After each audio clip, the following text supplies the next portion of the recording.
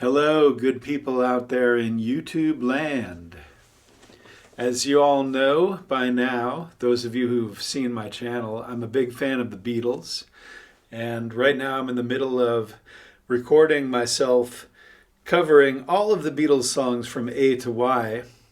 I did make another video that kind of explains why I'm doing that, but obviously this is an homage to the Beatles, my love for the band.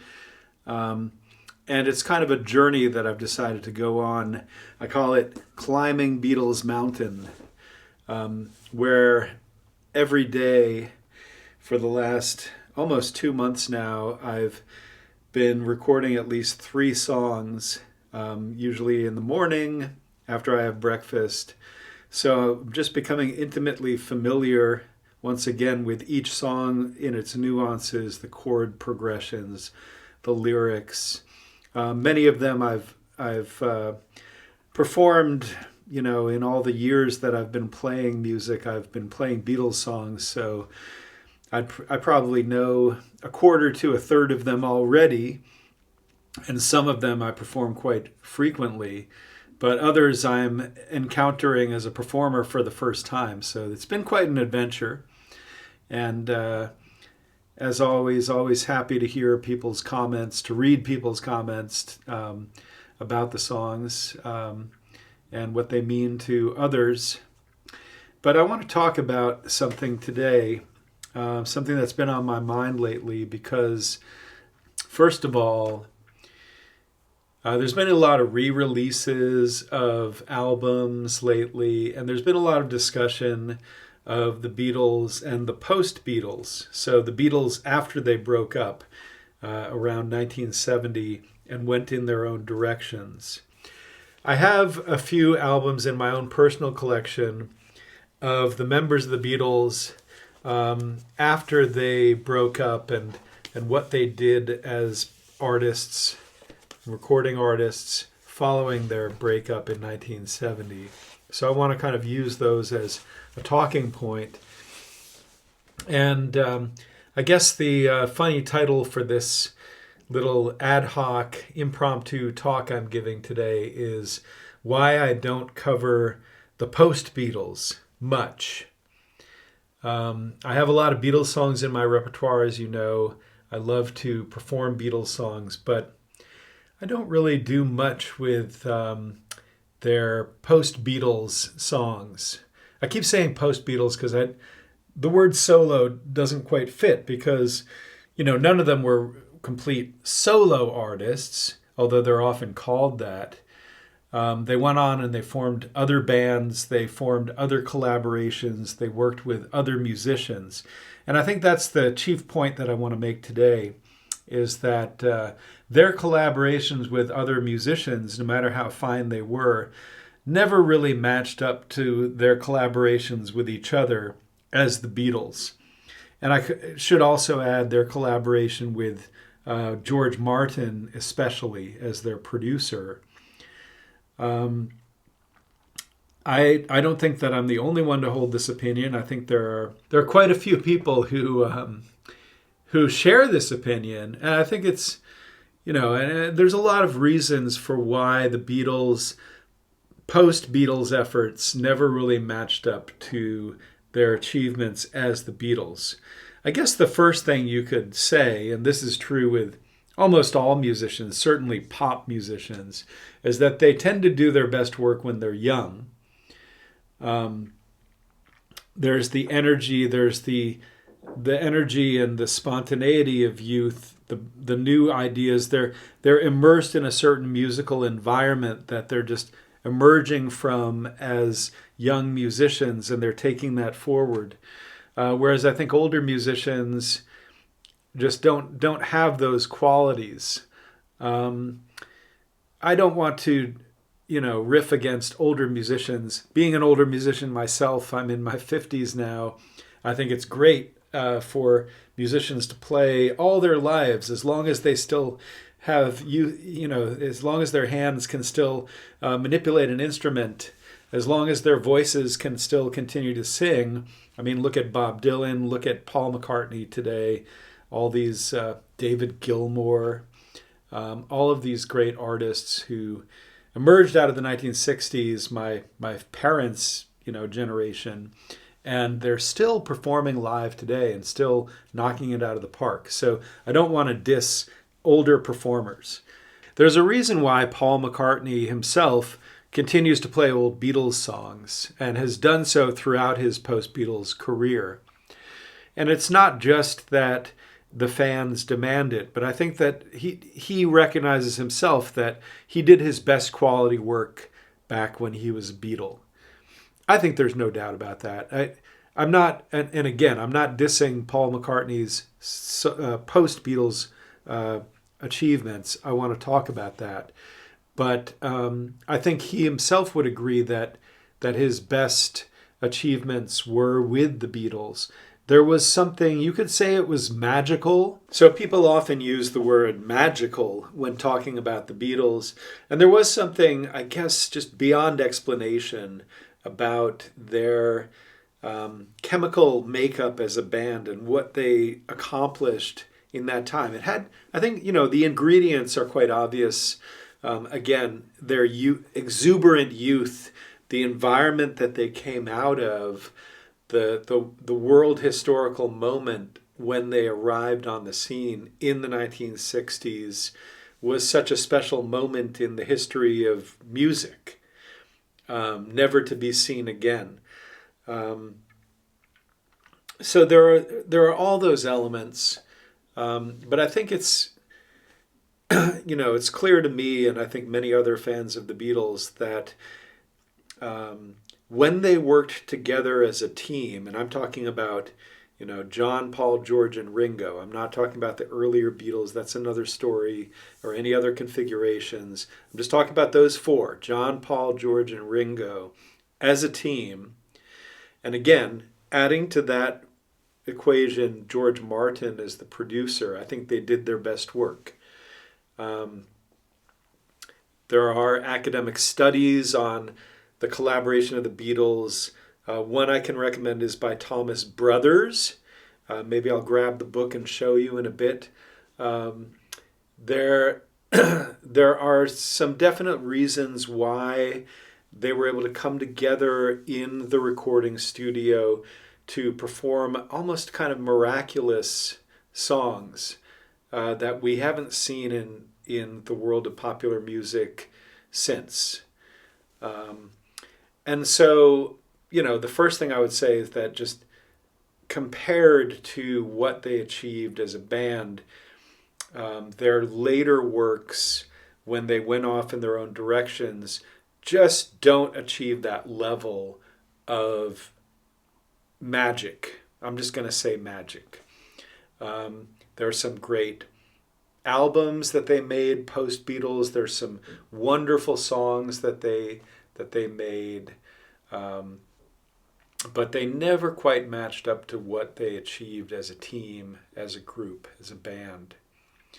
So I just want to talk a little bit about their post-Beatles efforts and why I think, they're good. I enjoy listening to them now and then, but I always go back to the Beatles when that's my touchstone.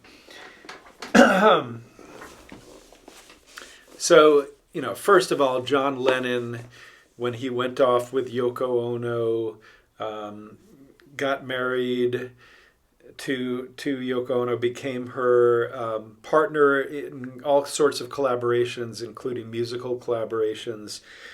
Some were a bit hit or miss.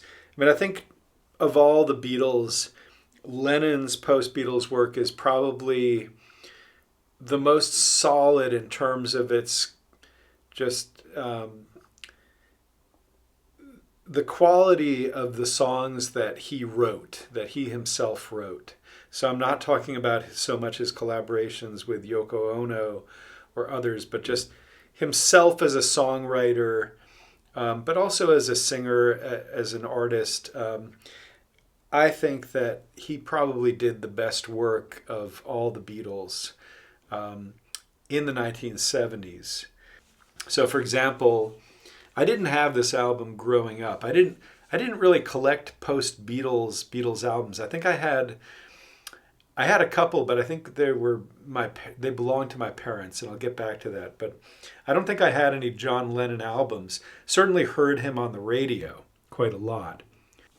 Of course, his song Imagine was one of his biggest hits. So all of the songs that are on this album, Imagine, Just Like Starting Over, Give Peace a Chance, Watching the Wheels, Woman, Instant Karma, Whatever Gets You Through the Night, Power to the People, Jealous Guy, Number 9 Dream, Mind Games, Love, Dear Yoko, I'm Losing You, and Beautiful Boy. I wouldn't say they're the only great songs that he wrote, but they're definitely among the best. This is a good, if you're going to listen to one album of John Lennon, Post-Beatles, this is the album to listen to, I would say. So John just continued, even though he did some experimentation, nothing quite as interesting, I would say, as what he did when he was a Beatle, but he just continued to be a rock solid songwriter when he was on his game, when he was writing his best songs. George Harrison.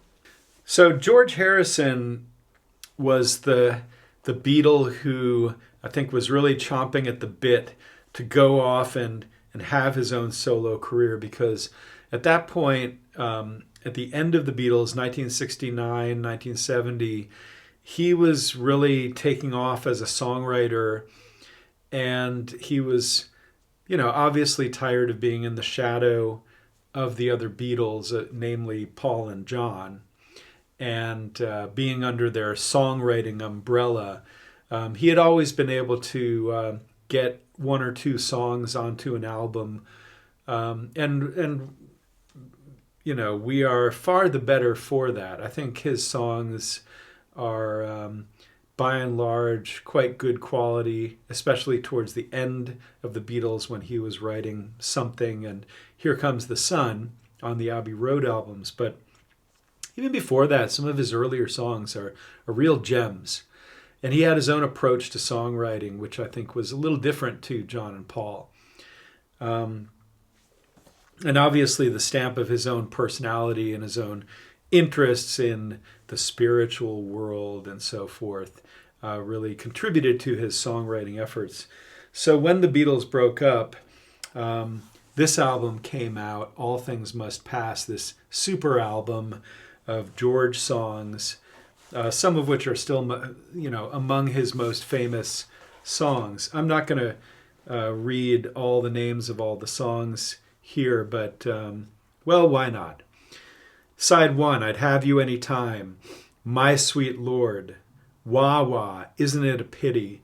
4 classics of George Harrison right there on side 1. Side 2, What is Life If Not For You? Behind That Locked Door, Let It Down, Run of the Mill. Side 3, Beware of Darkness, Apple Scruffs, Ballad of Sir Frankie Crisp, Let It Roll, Waiting on You All Things Must Pass. Side 4, I Dig Love, Art of Dying, Isn't It a Pity? Version 2, Hear Me Lord.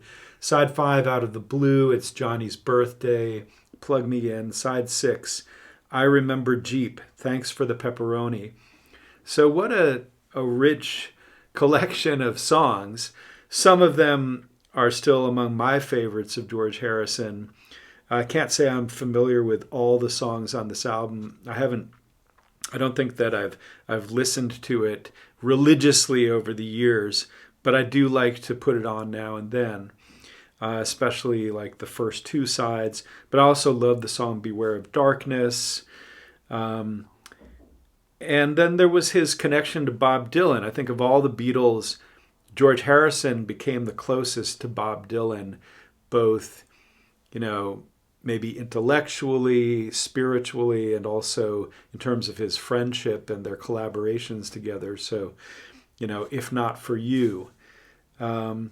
So there's some really great stuff in here. Again, it's just not at the level of the Beatles, but, good stuff. If you're a Beatles fan, you definitely want to have this album in your collection. If you collect albums, that is. Yeah, Mind Games. This is another album that I picked up in a, used record shop not too long ago when I started to recollect vinyl. And this is another John Lennon, Yoko Ono. Yeah, it's Apple Records. It's got Mind Games, Tight A $. Ai Sumasen, that's obviously Japanese, like sumimasen.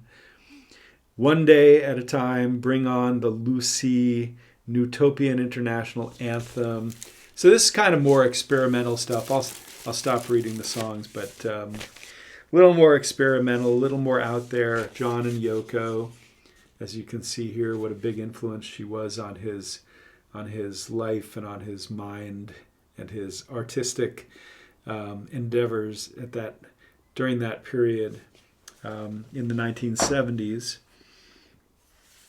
There's another George album that I bought again in recent years. Just picked it up at a used record shop. I'd like to continue collecting the post-Beatle albums. I do think it's important if you're a Beatles fan to have at least some, if not all of these in your collection.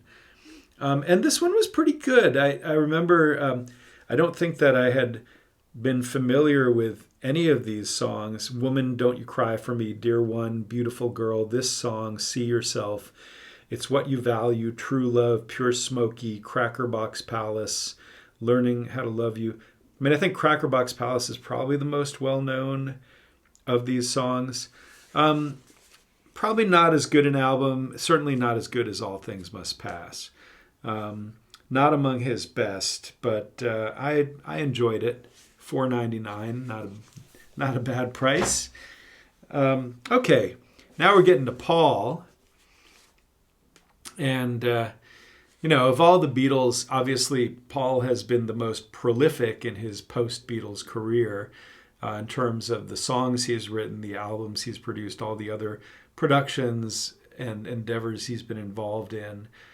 He's also, along with Ringo, has the greatest longevity of the Beatles.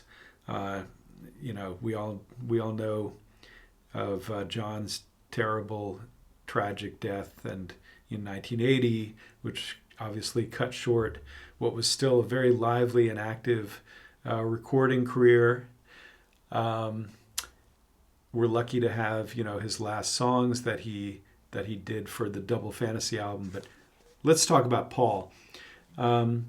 So Ram was one of the early albums that came out after the Beatles had broken up. And it kind of represents this searching phase. I see Ram as kind of an extension of the White Album phase, where he's getting more folksy, getting a little more experimental. He's kind of let loose. He's living on a farm with his new family, with Linda. He's getting over the heartache, of the heartbreak of breaking up with his band, getting into all these acrimonious battles with his former bandmates. And he comes out with this album, and it's a good album. I have a lot of nice memories of Ram when I was a kid, because my mom owned this album, so I used to listen to it, now and then as a kid. So I became familiar with the songs, and I have a lot of like personal memories of them as well. I don't think a lot of these songs got a lot of airplay on the radio. I don't remember hearing, except for, of course, well, I'll just read out the names of the songs. Too Many People, Three Legs, Ram On, Dear Boy, Uncle Albert, Admiral Halsey, Smile Away. Side 2 is Heart of the Country, Monkberry Moon Delight, Eat at Home, Long-Haired Lady, Ram On, The Backseat of My Car. So this was when he was with Denny Sywell, Dave Spinoza, and Hugh McCracken. And I think of all these songs, the one that I remember hearing quite a lot on the radio was Uncle Albert, Admiral Halsey. That might be the most well-known of these songs. But I enjoyed the album. It's kind of like listening to the deep cuts of the White Album. You know, the songs that probably wouldn't make your selection if you were to take the White Album and turn it into just one record album, not a double album, and you were to select the best songs. They wouldn't be on that list, but they're kind of fun and experimental, like Too Many People and Three Legs. I have some good memories of these songs, but again, I think when Paul went off, he was kind of, without the other Beatles to kind of hold him back and say, "Hey, Paul, you sure about this one?" Or "Let's see what we can do with this song to make it a little better."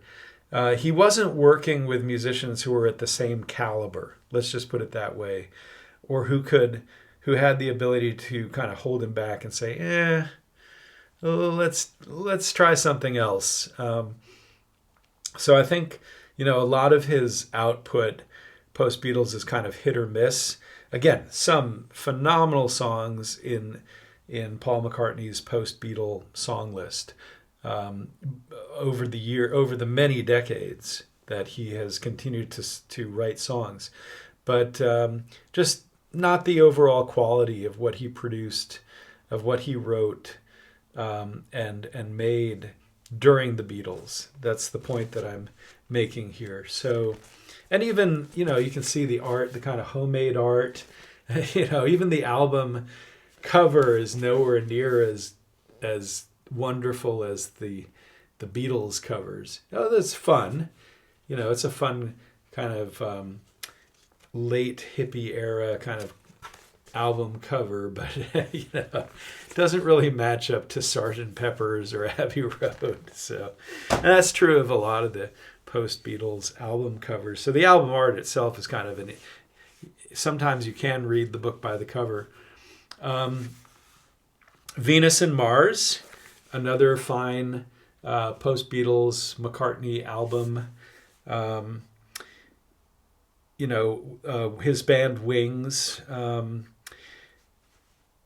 Again, it's a mixed bag. Some good songs here that I enjoy, but I wouldn't say that playing the album the whole way through is really a great experience for me. There are definitely some tunes that are better than others. I do like Venus and Mars as kind of the beginning of the album, and Rock Show. Magneto and Titanium Man is a fun song. Spirits of Ancient Egypt is kind of cool, but the others, Listen to What the Man Said. I think that was one of his probably most recognized songs from this album. But a real mixed bag. And that's it for the albums that I have. I remember when I was a kid, I did have a Ringo album. It was the one with I Am the Greatest and Beaucoup de Blues and Back Off Boogaloo and all. That was a fun album. When you were a kid, that Ringo was fun. I always liked Ringo. I always thought he was a bit underappreciated as well as a songwriter and as a singer. I like his voice. I love Ringo's voice. He was kind of kept in the background as the drummer and overshadowed by John, Paul, and later George. But he did come up with a fun song or two now and then. Octopus's Garden, that's a brilliant song. And the story behind that song and how he developed that song is a wonderful one too. But I think he held his own as a musician, obviously in collaboration with other musicians over the decades. But he continued to make some fun albums. I didn't really follow his career that much. I think that's the only album that I ever owned or listened to extensively. in terms of their later work, I think I'm not a big fan of the stuff Paul did in the late 70s or 80s. And I think I share that sentiment with a lot of Beatles fans. The 80s was not a good period for Paul or some of these other aging rockers. It was just hard for them to keep up with the trends, and their collaboration, like Paul's collaboration with Michael Jackson, Stevie Wonder, okay. We heard all those songs on the radio ad nauseum, but it wasn't his best stuff. It wasn't their best stuff either. One is tempted to say in American lingo that he jumped the shark at that point, but the good thing is that I think he recovered from that period and continued to write some good music later on. I like the songs that came out much later in his life that are more retrospective and contemplative. But again, none of those songs really matches up to what he did as a Beatle, and I think that's a burden that he will always carry. Is that his best work was in his 20s as a Beatle, hands down. He continues to do good stuff, and kudos to him for continuing to perform live in front of huge audiences. I've never been to one of Paul McCartney's concerts, unfortunately, but good stuff. George Harrison, on the other hand, I think he did some really good stuff. I really loved his album Cloud 9. When that came out in 1987, I was a freshman in college. I listened to that album constantly. I still occasionally listen to it today. I love all the songs on that album. So he had a real renaissance. I think of all the Beatles, George had this great renaissance in the 80s. He did the stuff that he did with Traveling Wilburys is fantastic.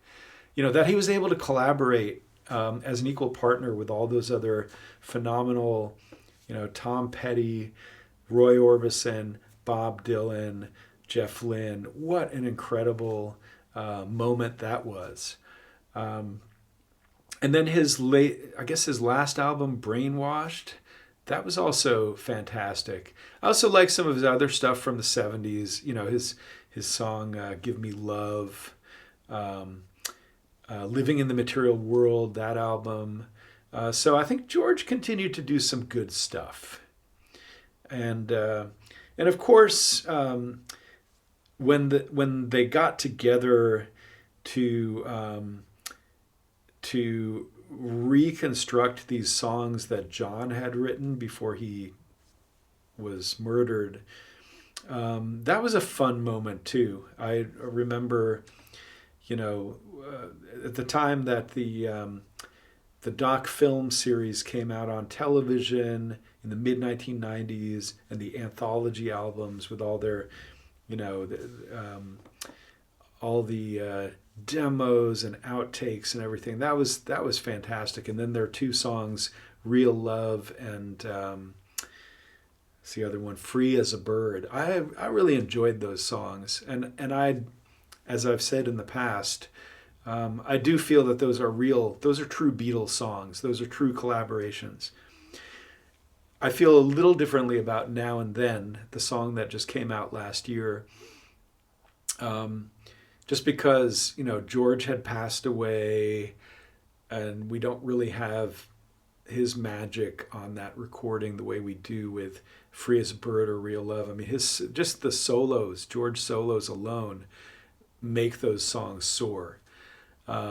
So again, it just goes back to this notion that when the four of them were together, there was this unimaginable level of magic that they created as a quartet, in addition to the production of George Martin, etc., that just could not be replicated with their own work or their post-Beatles collaborations. Nothing that they've done has ever matched up to the songs of the Beatles. And that's why, going back to this project that I'm doing, I don't really I don't intend to do a lot of covers of post-Beatles songs. Now and then, I suppose I can cover one or two that I really enjoy. I especially enjoy George songs for some reason. George and John songs. It's a little harder to cover Paul songs because they're kind of whimsical, and covering like Uncle Albert, Admiral Halsey is not an easy task. And even Band on the Run, I mean, they're kind of operatic in their scope. But I think, George and John kind of kept the flame of the sort of the core sort of Beatles sound and the economy of their work. I think John and George's post-Beatles songs just have this beautiful economy and beautiful structure, which Paul's songs just seem to lack. I don't know. Again, nothing. There's some wonderful, wonderful Paul songs that are just hard to replicate. I think Paul went off in this more kind of operatic direction than George and John, who were trying to kind of keep the core song structure and the message simple. So that's all I'm going to say for today. So thank you for listening, and cheers.